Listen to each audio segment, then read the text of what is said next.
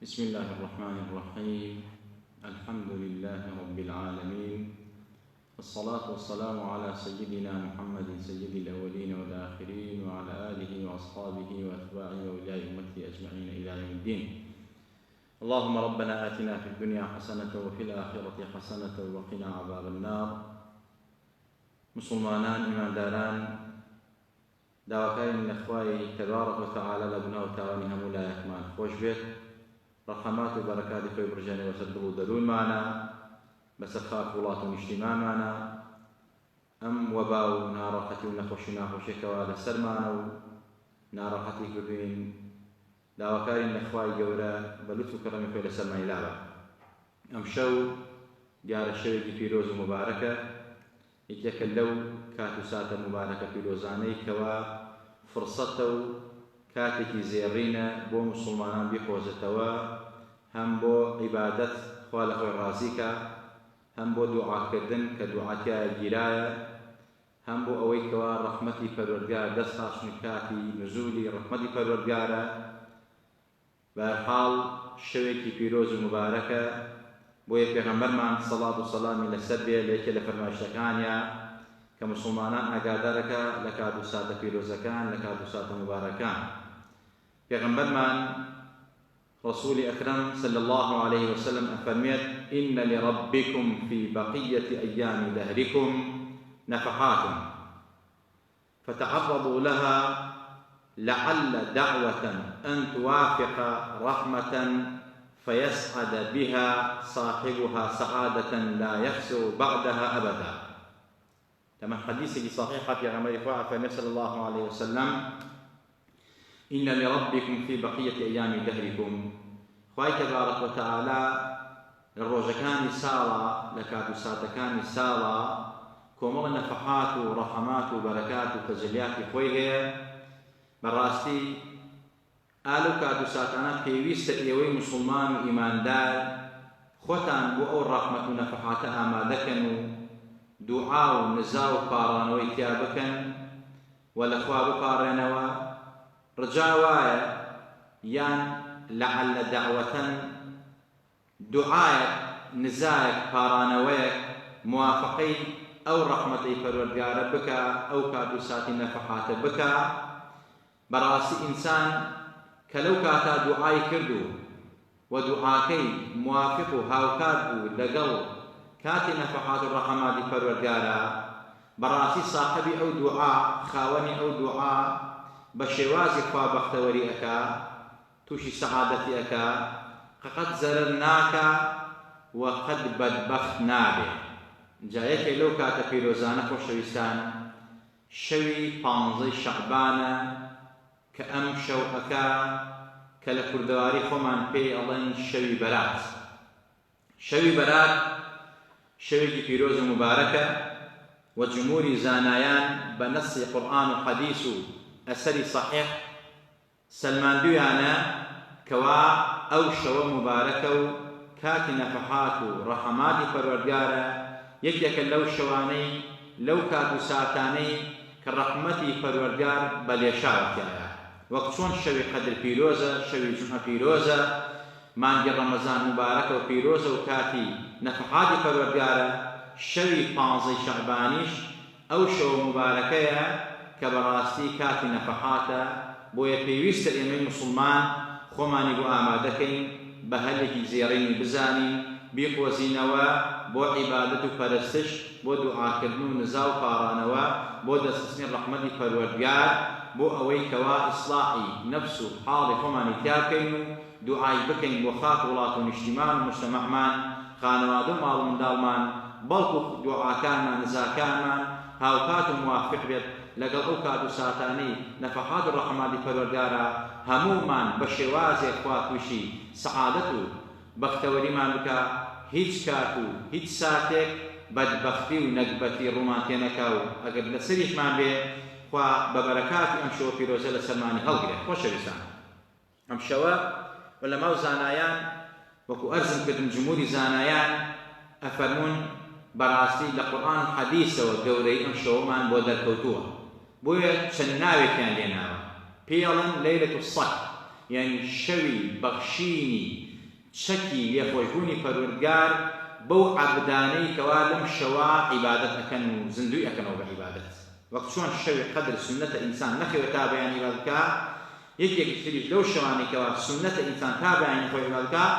شەوی بەڕات شەوی 15 شەعبان ئەم شەوە پێی ئەوتێت شەوی لەیلەة الصەف یعنی شەوی لێخۆشبوون و شەوی بەخشینی چەکی پەروەردگار بە عەبدەکانی خۆی پێوتێت لەیلەة الرەحمە چونکە ئێستا حەدیثەکان بازەکەین پێغەمبەر ئەفەرمێ صلی الله علیه وسلم شەوی نازلبوون و دابەزینی ڕەحەمات و بەرەکاتی پەروەردگارە پێوتێت لەیلەة المبارەکە چونکە لە قورئانە ئاماژەی پێکراوە کە ئەم شەوە مبارەکە و پیرۆزە پێوتێت لەیلەة البەراء وەکو عەبدوڵڵای کوڕی عەباس ڕەزا ڕەحمەتی خوای لەسەر بێ بە شەوی 15 شەعبانی فەرمووە لەیلەة البەراء یعنی شەوی بەریبوونی عەبدەکان ئەستۆپاتی عەبدەکان لە ئاگری جەهەنەم لە کوفر و نیفاق لە تاوان و لە مەعسیەت لێخۆشبوونی پەروەردگار شمولیانەکە و هەروەها لەیلەة العید المەلائکە پێوتێت شەوی جەژنی فریشتەکان وەکو چۆن موسڵمانەکان ئیماندارەکان لە دنیادا دوو جەژنیان هەیە جەژنی ڕەمەزان و جەژنی قوربان بە ڕۆژایە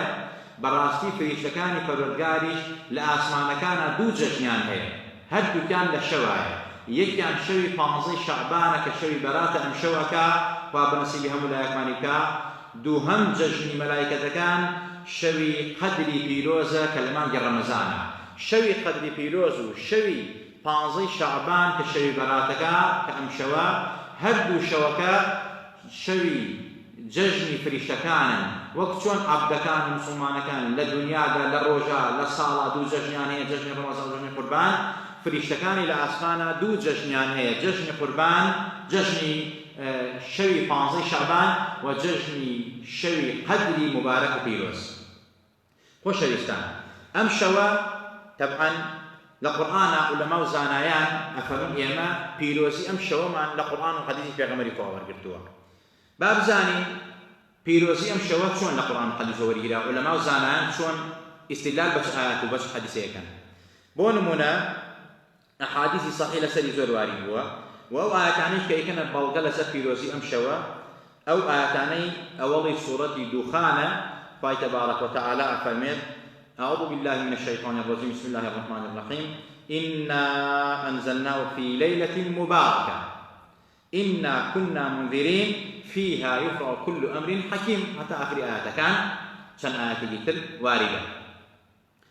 طبعا خوشويستان خوای تبارك وتعالى أفرمت إيما إنا أنزلناه في ليلة مباركة لكي شوت مع يكيك ناوي أم شوافي ليلة مباركة بۆیە پێوتێت لەیلەة مبارەکە چونکە خوا بە مبارەک ناوی بردووە خوا فەرمێ ئێمە لە شەوی لەیلەة مبارەکە قورئانمان نازل کردووە جا ئێستا باسی ئەوەکەین ئەی خۆ قورئان خوا لە فەرمێت ئینا ئەنزەلناه فی لەیلة القەدر یان ئەفەرمێت لە مانگی ڕەمەزانە قورئان دابەزیوە لە شەوی قەدرە ئەی چۆن لێرە خوا ئەفەرمێت ئینا ئەنزەلناه فی لەیلة مبارەکە جا خۆشەویستان خوای تەبارەک وتەعالە لێرە ئەفەرمێت ئینا ئەنزەلناه فی لەیلة مبارەکە إنا كنا منذرين فيها يفرغ كل أمر حكيم أم شوكة شوكة مباركة والشوي جياك كرنوي همو خير وشاكان ليكتري همو أمرك خاون حكمة همو خير وشر همو خير وبركاتك لم شوادا بشكله بلغة من طبعا زورة إمام القرطبي رضا رحمة إخوائي لسربه وهروها شيخ الشعراوي لخواطري إخوائي تفسيرك إخوائي أفهم القرآن شنجارك دابزيوه لحظة پروردگارو دابزيوه جاري كما طبعا دو جا تاسي جا قرآن دابزيوه بلان أويك وأصق بيت لكتب كان والي بيو إمام القرطبي نقل كردو حتى ما وصاي نامي ما وصال الكريم مدرس استيري آسمان زانسي قد دواري لتفسير نامية أو شيناوتي رضا رحمة إخوان للسبية أفرمون قرآن دو جار ياسي جار دابزيوه جاري يكم للوح المحفوظ دابزي وبو آسمان يكم بو بيت العزة كبيت العزة لآستي كعبة الله لآسمان كان كالرجانة حتى هذا ملائكة زيارتها دابزي سر آسمان يكم للوح المحفوظ وبو آسمان يكم خواهي تبارك وتعالى أم قرآن دابزان دو وبو آسمان يكم للوح المحفوظ بواسطة جبريل وبو أبي ئەمە دابەزینی یەکەم. دابەزینی دووەم لە ئاسمانی یەکەمەوە بۆ سەر ئەرز لە مانگی ڕەمەزانە بوو لە شەوی قەدری پیرۆزا بوو. شهر رمضان الذي أنزل فيه القرآن هدى للناس وبينات من الهدى والفرقان إنا أنزلناه في ليلة القدر. أما قرآن أفرميت أما دابزيني دوهم يعني وكو إمام قرطبي إمام الشعراوي وباقي علماء زاناية الأفرمون كواتا ليلاك أفرمون إنا أنزلناه في ليلة مباركة عظيم للشوي بانزي شعبان قرآن للوح المحفوظ بأمر إخوة بواسطة جبريل ودابز آسماني يكن بو بيت العزة لويشوا دابزيني دوهم لمانجي رمضان بوا لشوي قدرة بو سر أرزو وسر روح وجستو ضلي قوري پیغمبري آزيق وشوي اسمه صلى الله عليه وسلم جاء ولما وزنان آواء فرمون وهروها كوتمان أم آياتان علماء كان بلغة جمهوري زانان كان بلغة لسر أوا كوا قرآن ليلة مباركة شوي نصف شعبان دابزيوه بو دابزين يكم دابزين دوم لما جاء رمضان أبو هر لم آياتنا فاعة فمد يملم شواه همو أمريكي حتى خاون حكمة جاء كنريكي خير الشركان دابشيري حتى لحديث واردة في غمر فاعة فمد لو شواه أنه سيد كي جنيانات كي مندالي أبيه كي شو أكا كي أمرير كي فلانة كاركا فلانة إشكرير توجي فلانة نخوشين أبيه شفاي بوتين عالم شوا عثماني كوري مغيرة رضا رحمة الله عليه وسلم حديث الرواياتك أفهمت لو شواك أفهمت يفرق فيها كل أمر حكيم فيها يفرق كل أمر حكيم أو شواك هم خير شرقان دابا شكل بويا براسي كاتي بيروزة وكاتي مباركة كيسة يما أم كاتي نتحادي فوقارة لدسهما درمكين خوش ويستان وإمام خازن تفسيرك لدایک ئیماندارانەوە ئەم ئاەتانە ئەکاتە بەڵگە لەسەر پیرۆزی شەوی پانزەی شەعبان وەکو ئەفەرمێت فقط استشهد الإمام الخازن في تفسيره بحديث لسيدة عائشة رضي الله عنها وعن أبوها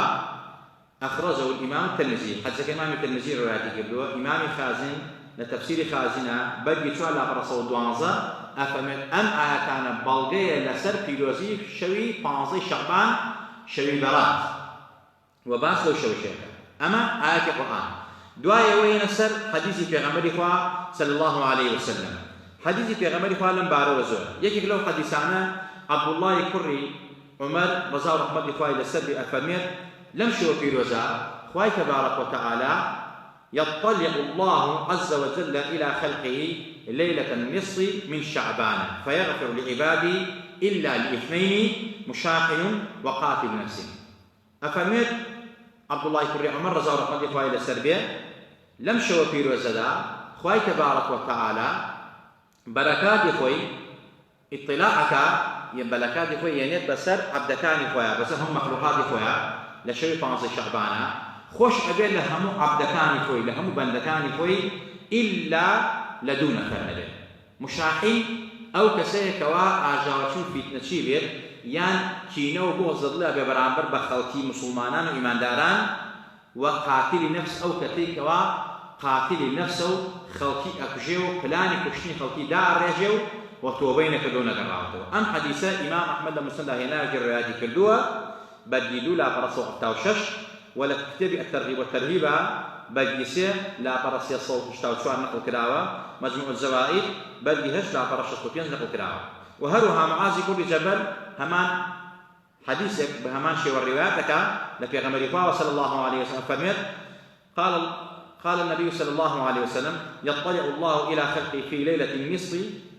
من شعبان فيغفر من جميع خلقه إلا لمشرك أو مشاحن أمش طبعا صحيح ابن حبان بدي دوانزة لا فرد شعار صوشتاوية معجم كبير وهو مجموع الزوائد وحيلة أبي نعيم أمانة همي ببلغون نقلان كردو حدثك بس صحيحان دانا معاذ كل جبل في غمر فرمي صلى الله عليه وسلم خواهي تبارك وتعالى مطلع عليه بسر عبدكاني خويا يعني بركات والرحمات خوي أرجيني بسر عبدكاني خويا لحانزي شعبانا لشوي براتا خوش أبيه لهمو مخلوقات عبدكاني خوي إلا لدون فرنبه مشرك أو كسي كوا خوا پەنامان با شەریک بۆ خوای گەورە بڕیارەدا. ئەو کەسەی دووەمیشان ئەوەیە کەوا بەڕاستی مشاحین بێت، کینە و بغزت لێ بەرامبەر بە موسڵمانان و ئیمانداران و بەرامبەر بە چواردەوری خۆی. کەواتە ئێمە خۆشەویستان داواکەین لە خوا لێمان خۆش بێت، لێمان ڕازی بێت، دوعاکەمان قبوڵ بێت. ئەمە لەو ئەم حەدیثە ئەوەی لێ ئەفەرمێتەوە لێ وەرەگیرێ، یعنی کەسێکەوە گونابار بێت، تاوانبار بێت، ئەگەر تۆبە نەکات مەرجی قبوڵبوونی دوعا تۆبەی نەسوحە. یا ئەیها الذین ئامنوا توبوا إلى الله توبة نصوحا، تۆبەی نەسوح بێ بکەی. دووهەمین ئەبێ بەڕاستی وەکو چۆن حەق الله کە تۆبەی نەسوح بە بیکەی، حەق و ناسەکانی کەوا ئەبێ بدەیتەوە، زوڵمت لە کێ کردووە، ستەمت لە کێ کردووە بۆی بگەڕێنیتەوە، چینە و بغزە دڵتان نێڵی، زەنی کێت کردووە، غەیبەتی کێت کردووە، گەردنی خۆتی پێ ئازاکەی، بەتایبەت لەم شەوە کە شوێنی نەفەحاتە. خۆشەویستان کە ئەڵێن مشریک ئێستا بەڕاستی نییە مەگەر ئەوانەی کەوا عملەکانیان ڕیای پێکەوێ ئەمانە شیرکی ئەزهەرە. ئەیناکە تۆ بڵێ مسلمانێک ئیماندارێک کە مەسئلەی پێغەمبەری خۆشە بێ، یا زیارەتی پیاوچاکی یا زیارەتی قەبری پیاوچاکات، تۆ بەمە بیکە بە مشریک، زانی خۆت مشریکە بی، چونکە ئەو کەسەی کەوا زیارەتی سەر قەبرانەکات بە مشریک نابێت، چونکە ئەمە واریدە سنەتی پێغەمبەری خۆیە، بابەتەکەمەوە نێتە لەسەری ڕێین. بەڵام زۆر مسلمانەکەیە، زۆر کەسێکمانەیە خۆی بە داوی و بانگخواز ئەزانێت، زۆر جاری مسلمانان کافرەکە لەسەر مینبەرەوە لەسەر ئەوەی کەوا مسلمانان بە قبوڵی ئەزانێت زیارەتی قەبری پیاوچاکی یا زیارەتی قەبری پێغەمبەر و پێغەمبەرانەکە سەڵاو و سەلامان لەسەر. ئەمە زیارەت سنەتە، هی قەبری پێغەمبەران لە صالحین و پیاوچاکان لە زیارەتی عامە بێت. هیچ کەسێکەوە ئەڕوا زیارەتی قەبری پیاوچاکەکان کەس نەیدۆ پیاوچاکە خوایە، یا تەسیری هەیە، یا سوود و قازان پێگەینە، تەنها دوعای بکا لەوێڵە خوایە لەو خۆش بۆ دەرەجاتی بەرسەرەوە خوایە لەبەر خاتی ئەویش لە من خۆش بۆ دوعاکانم گیراوێت. ئەمەش پێغەمبەری خوا فەرمووی و سنەتی پێغەمبەری خوایە. کەواتە تۆی مسلمان ئەبێ ئاگای لە خۆت بێ. زۆر جارێک مسلمان مشریکەکە، ئەو مسلمانە مشریک نییە، ئەو مسلمانێتە کە ئەو مشریکە خۆی مشریکە بێت. کەواتە کە من ئەبێ ئاگام لە زارم بێ، لە خۆم و مسلمانان بە مشریک نەزانم، مسلمان بە کافر نەزانم. من کەفەڕ مسلمە فەقەد کەفەڕەوە، هەر کەسێک مسلمانە کافرە خۆی کافر مشریکە بێت. خۆشەویستان لێرە پێغەمبەری خوا فەرمێت صلی الله عليه وسلم خوا مطلع بێ بەسەر عەبدەکانی خۆیان، خوای تەعالی نور و تەجەلیاتی خۆی ئەبارێنێ بەسەر عەبدەکانی خۆیان و لێیان خۆش ئەبێ ئیلا لەو دوو کۆمەڵە نەبێت. و هەروە ئەحادیث لەم بارەوە زۆرە. حەدیثێتر کەوا ئەبی هورەیرە رضی الله عنه خوای لەسەر بێ فەرمێت پێغەمبەری خوا فەرمێت إذا كانت ليلة النصف من شعبان فيغفر الله لعباده إلا لمشرك أو مشاحن. أبي هريرة رضي الله عنه قال فرميت في غمر فرمي له شوي فانزي شعبان خوي تبارك وتعالى خوش أبي لهم مخلوقات خوي عبدكان إلا لمشرك لمشاحن به. وحضرت أبو بكر الصديق رضي الله عنه قال لسيد الصديق أمتي في غمر صلى الله عليه وسلم أفرميت في غمر فرمي ينزل الله تبارك وتعالى ليلة النصف من شعبان إلى السماء الدنيا فيغفر لكل نفس إلا إنسانا في قلبه شحناء أو مشركا بالله عز وجل. پیغمبر صلى الله عليه وسلم فرمي لشيء بعضي شعبان نزول إخوة دابزين إخوة نابي والله وقت إنسان إخوة دابزين إخوة مثل قادر ما شون دابزين إخوة الأسمان يكمل الأسمان دومو وكو إنسان دابزين، أما ليس كمثله شيء وهو السميع البصير. خوای تبارك وتعالى وقت إنسان نیه نابي بيشوني بيشتكوا دابزيني خوا دابزيني رحمتي دابزيني بركاتي دابزيني مغفرتي لخوشبونيتي خوشويستان جاء فرمت رحمتي خوا دابزير دابزير خوارو انجا لك شوي 15 شعبان لآسماني يكما وبو آسمان لآسماني حوتما وبو آسماني دنيا رحمتي خوا لعبدكاني نزيك بيتو يخوشبوني خوا لعبدكاني نزيك خوا لهم عبدكاني خوش أبيه لهم نفسي خوش به لهم إنساني خوش به إلا إنسان كوا رقو بغض ضديا به وإنسان كوا مشرك به بخوا يعني هاوله وخوا دانا به وكو چون خوا أفرسيه بل من قوريك طاغوتك بتك بكات خوا لقل خوا تبارك وتعالى نعوذ بالله. وهروها دايك إيمان داران رضا رحمة خوا إلى السبع أفرميت في غمري خوا فمي إن الله عز وجل ينزل ليلة النصف من شعبان إلى السماء الدنيا فيغفر لأكثر من عدد شعر غنم كلب. أفرميت خواي تبارك وتعالى للشوي 15 شعبان رحمتك نزولك وداء بزيته سەر ئەرز لە هەموو عەبدەکانی خۆش ئەبێ بە ئەندازەی تووکی مەڕی بەنی کەلب کە خاوەنی مەڕدارێکی زۆر زۆر بوون ئەمەش ئەوە ئەگەین یعنی خوای تەبارەک وتەعالا کە ئەفەرمێت ئین ڕەحمەتی وەسعت كل شيء لا تقنطوا من رحمتي لە ڕەحمەتی من بێبەش مەبن مەئویس مەبن ڕەحمەتی من هەموو شتێک گرێتەوە بەتایبەت لەم شەوەدا مەئویس مەبن بەڵام بەو مەرجەی ئیسلاحی نەفسی خۆتان بکەن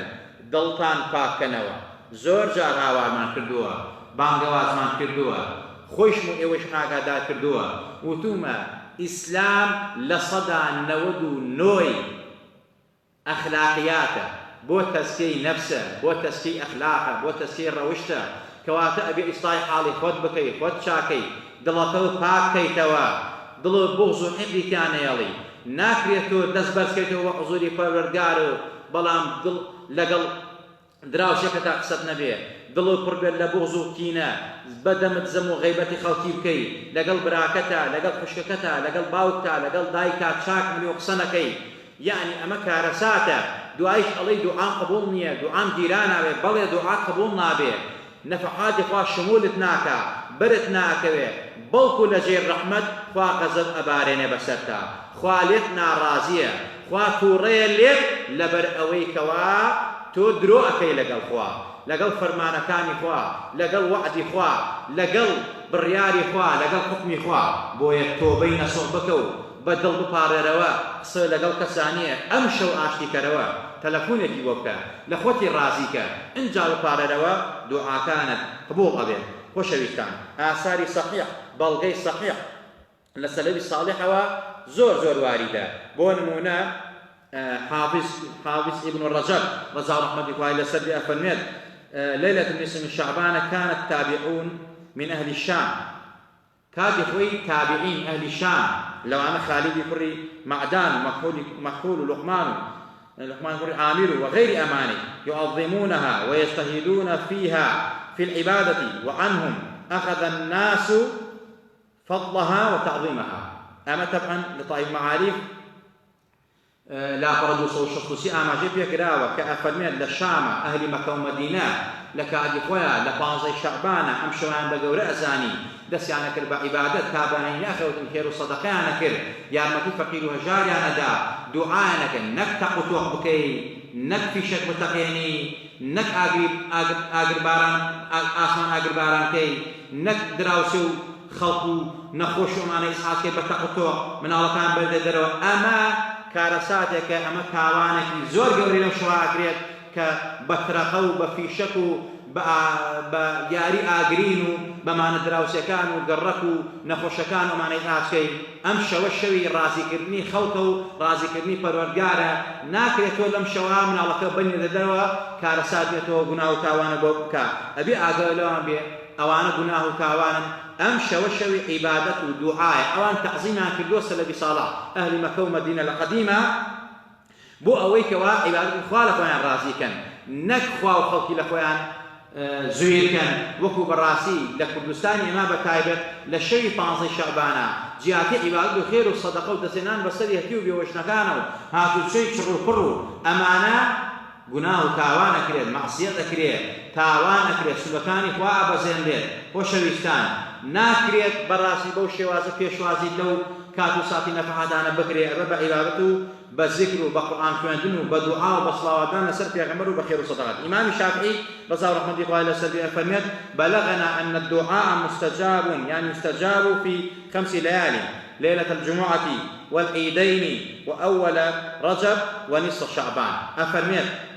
پێمان گەشتووە بەڕاستی لە 5 شەوە دوعا قبوڵ و ڕەتبوونەوەی نیە بەو مەرجانەی کە ئاماژەم پێکرد تۆبەی نەسوح دڵپاکردنەوە لە هەموو غەل و غەش و حقد و بغزێک ئەفەرمێت شەوی جمعە هەموو جمعەیەک شەوێکی نەفەحاتە و دوعاتیایە گیرا ئەبێت ڕۆژەکەشی بە هەمان شێوە کاتێکی پیرۆزە هەردوو شەوی جەشنی ڕەمەزان و قوربان و هەروەها شەوی ئەوەڵمانگی ڕەجەب و هەروەها 15 شەعبان کە ئەم شەوە مسلمان ئیماندار بیخۆزەرەوە کە بەڕاستی شەوێکی پیرۆزە عەطای کوڕی یاسینکەیەکێ لە تابعین ئەفەرمێت ما من ليلة بعد ليلة القدر أفضل من ليلة النصف من شعبان بەڕاستی هیچ شەوێک نییە ئەندازەی لە دوای شەوی قەدر پیرۆز و گەورە بێت لە شەوی 15 شعبان کە ئەم شەوی پیرۆزەکە وسئل الشيخ ابن تيمية رحمه الله تعالى عن هذه الليلة فأجاب. لابن تيمية برسياري أمشوا كرا بيروزي أمشوا مبارك أمشوا أيش لولاما وتي إذا صلى الإنسان ليلة النصف وحده أو في جماعة خاصة كما كان يفعل طوائف من السلف فهو حسن. ابن تيمية لوضامي برسياري أو أنا كبرسياري لكن لباري بيروزي مباركي بانزي شعبانا كنت كوملك أمره بالراسم نعول الخير بناوي دين وحارب الإسلام بإسلام شاء الله الإسلام كانوا مسلمان صار كانوا ولا خير وشافوا كاتو ساتي نفعات كان ألان أمشوا النية وأصل أساسي نية وبيروزي مبارك نية وجوج لابن تيمية فرموا أو ابن تيمية برسياري ليكري ولا والله ما فرميت أجر كاتك إنسان للشوي بانزي شعبانا بتنهان يشكا بجماعات يشكا بجماعات تايبتي بيه أما كارك زور بيروز مباركة كوملك لسلبي صالح أم أمته كرديانا من جامعا داو أما إيوش بيكن كارك خير وجوان وباشا وهروها هر ابن تيمية فرميت لمشون كترا. وأما على المصري فقد روي في فضلها أحاديث وآثار ونقل عن الطائف من السلف أنهم كانوا يصلون فيها فصلاة الرجل فيها وحده قد قدمه فيها السلف ولو فيه حجة فلا ينكر مثل هذا فلا ينكر مثل هذا. أما فتاوى ابن تيمية بدي سي صوصي ويك حتى صوصي ودو ابن تيمية قال أما شوي بانزي شعبان لباري بيروزي أو شو قوري أو شوه حديث آثار جزر روايات كراوة للسلف صالح شد زور باسرا وقراوة توا هاتو ومن بيما قشتوا براسي لو شو بيروزدا إنسان كبتنهان يوشكا براسي أما كاري إشاكو بيروزا قرآن فينا ذكركا يادي كرودگاركا صلاة زد بيغمبري قوانا دا أما كاري سلفي صالح كردوانا كيش نباجاني أما كردوانا ابن تيمية وعفرين أما حجة وبلغيو هيچ كسيك نمان بيستوا إنكاري بيروزي مباركي أو شوا بيروزكا جا خوشويستان حتى بيغمبري قوا صلى الله عليه وسلم خوي أو شوي ببيروز زانيوا روشكشي ببيروز زانيوا وأمري شي بيكردو إما ببيروز غايري أو تا لحديثي صدحات بيغمبري قوا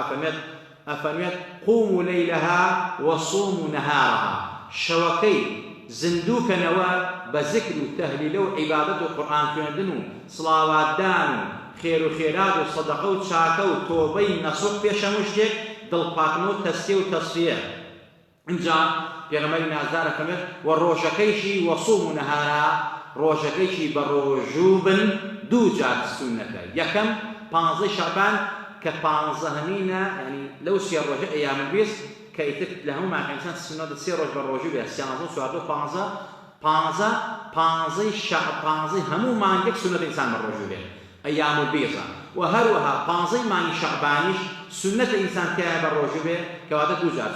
سنة 15 أيام البيض سنة 15 شعبان كفي أمريكا وأمريكا كردوا وهروها لا موكيبي سناو ستايش وبيروزو أم شوار دعاء كردن تيايا وإنسان بكماي رقمي پروردگار بيو قبولي دعاء كاني بيو دعاء كيا بكا لفانزي شعبانا بكماي تجليات ونفحات ورحماني پروردگار بيو وكو چون سلدي كومان بيش نباشكاني كومان كردويانا براسي حتى بيغمري خوي كردويتي تابعين طبعا تابعين صحابو تابعين لبيغمرو فيهم أوتا دايك إيمان داران أفرميت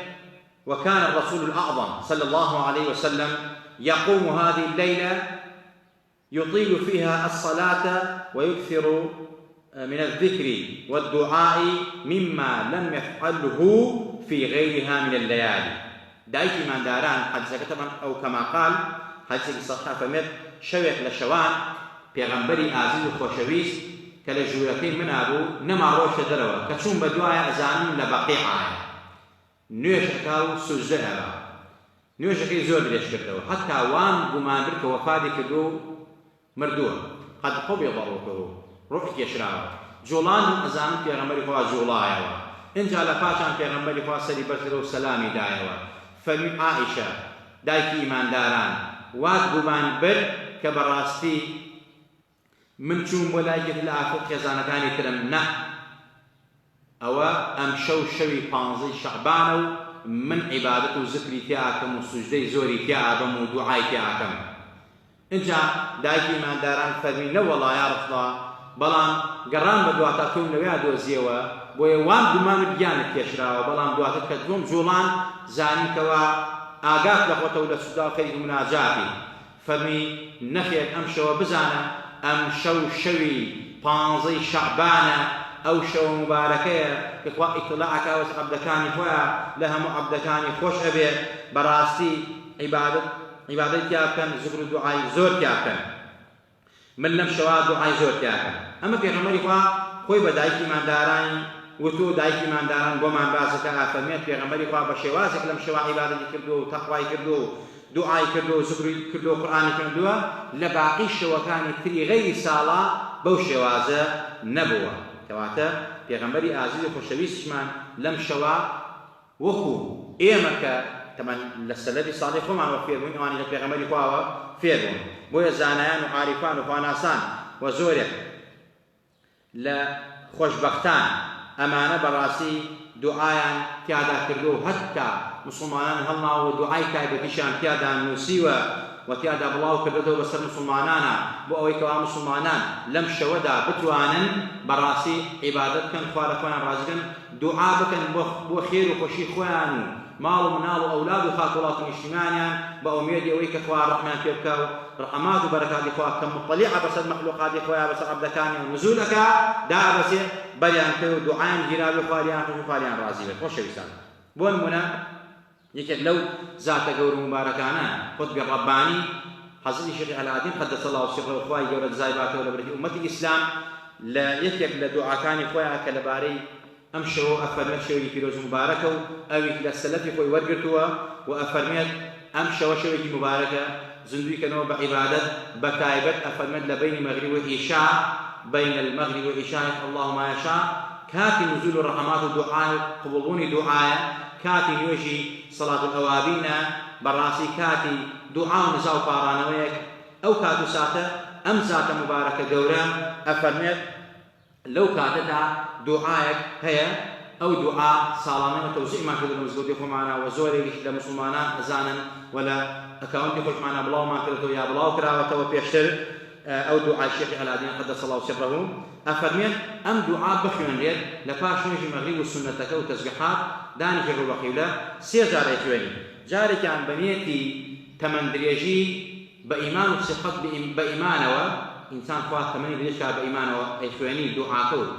سورة ياسين يتواني دعاء يتواني سيزار جاري كمان بنيتي تمن دريجي لقل إيمانه جاري دوهمان بنيتي دفع بلاو مصيبته ونخوشي ونخوشي جاري سيهمان بنيتي باحتياجي لخلقي استغناء لخلقي خواهي الله محتاج كسر نكا ومحتاج كسمان نكا بتا أما أم ذات المباركة أفرمت هر كسي بيشواني خواهي تبارك الله هم تمني بإيمان وصحة أمانه خواهي تمني دريجك وهروها خواهي دفع بلاو مصيبته ونخوشي لك وخواهي الله باحتياجك لخلقي بتايبت لم كادو ساتا أو تدرقاء مزودكان عن داخرها أو تاتي شونا في رزقان عن داخرها أم كادو ساتا زور محتاج دعاء نحن الفقراء إلى الله إما فقير هجارنا درقاء كالرقاء بيويست توبكين بيويست بقرينو بيويست ضمان باكينو بيويست أمشو خوالكم عن رازيكين بيويست أمشو أوند دعاءكين خوادفن أم بلاما نسل لابا أم نخوشي أم فايروسا لولاتنا ولولات مسلمان هم رباعتي حلقرين خوشويستان كاتي زور مبارك بيروزا بيقوزنوا بيانيش بالروجوبن وسبيء وارد عين الشد كالروجود عن الشان دعاي روجوان قبولا دعاي كابكن بقارنوا الأخوة خواهي تبارك وتعالى لخوشتان ولإيمشو لتواي مسلمانا خوش بيه دفع بلا مصيبت مع الليبه وأمن أمان زيارة مع الباتية بلا مصيبت مع نسل لا بركات يرسو أطمان برجنا بسر معنا أما الضرورة خوش ويستان هیوادارم خوای تبارک و تعالی لمنو لایوش خوش به لمنو لایوش راضی به برکات و رحمات و نفحات امشي وبيروزا خوابك بقسمة نصيب من شو ايوش كواي مسلمان خوال برخادي امشي وبيروزا وامشي مباركة بما نقول تمان رمضان بركات هذا كمان معنوى خوای تبارک و تعالی درگاه مسودکان من بوكاتوا وخوال برخادي امشي وبيروزا ام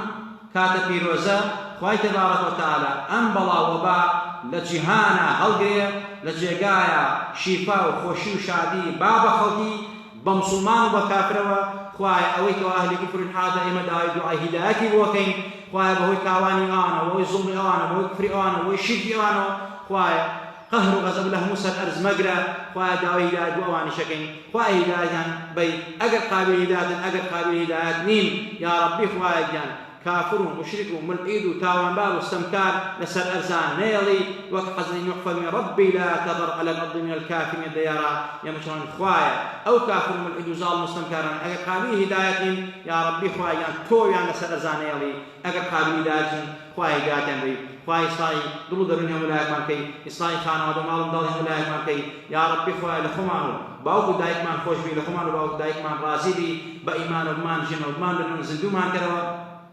بزەی بە کەسانی داماوی تەسی و تاریکی و ناڕەحەتی ناو گۆڕمان نابێتەوە زبانمان سهلکەی سابتکەی لە ناو گۆڕە لە وەڵامی فریشتەکانی ناو گۆڕە یا ربی خواهی بە عیزەتمان کەی لە دنیا و لە قیامەتە صحة وعافية من في بخشي يا ربي خواهيان لروش قيامتها لخدمة حضرة رسول أكرم لسرش منكان بهش صلى الله عليه وسلم لقل خوي يا ورانيا لسر حوزي كوسر كومان كيتوا لجر الله لا إله إلا الله ومحمد رسول حشر من كي بدستي مباركي وفي غمر نازارة آوي كوسر من بيتي بدستي مباركة بدستي پیرۆزی ئەو پێغەمبەر نازدارە ئاوی کەوسەرمان بێتی لە تیونەتی و نەکبەتی و ناڕەحەتی و دڵتەنگی و هەموو نەخۆشی و ناخۆشیەکان ڕزگارمان کەی خوایە بەجاه و مەقامی پێغەمبەرە دەپاڕێنەوە خوایە ئەم شەو بکەی بە نسیبمان خوایە ئەم شەو بکەی بە نسیبمان بەرەکاتی ئەم شەو بکەی بە نسیبمان تەمەنمان پڕ لە بەرەکەت کەی بە ئیمان و سیحەت و عافیەتەوە و باو نەخۆشیمان لەسەر هەڵگرە دەرگای مزگەوتەکانمان بۆ بکەرەوە بۆ مناجات و بۆ دوعا دڵمان پاکەیتەوە لە ئاسیەکتریا هەمومان نەفرەت لە شەیطان بکەین و یا ربی خوایان گەردنی یەکتری ئازاد کەین و محەبەت و ئەوین و خۆشەویستی لە نێو تاک بە تاک و یەک بە یەکی ئومەی ئیسلامیا دروستکەیت و عیزەت و نەسەتمان وبگەڕێنەوە آمين آمين أقول قولي هذا وأستغفر الله لي ولكم ولسائر المسلمين والسلام عليكم ورحمة الله وبركاته